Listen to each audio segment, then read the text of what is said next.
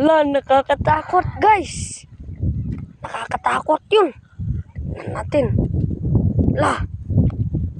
Yan po. Ang pinsalang pag-atake bigla ng asong lobo sa isang tao. At tinapal po ito ng tao. At bang, pinatay. Ganyan po talaga.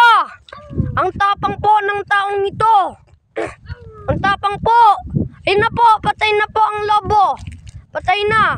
Manong, paano nyo po napatay ito? Bakit hindi kayo natakot? Ha? Paano po? Sabihin nyo nga. Kasi hindi ako takot sa mga ganyan. Mga eksperto lang yan, hindi ako takot. Oo nga, masasama sila, di ba? Opo. Dapat mo silang patayin dahil sobra na yung ginagawa nila sa mga tao, di ba? Opo. Sige po, paalam muna. Abangan nyo muli ang part 2 ng video na ito. Paalam na po. Welcome at i-subscribe nyo na rin po ang aming video. Kung gusto nyo po, mag-comment lang kayo sa iyong gusto.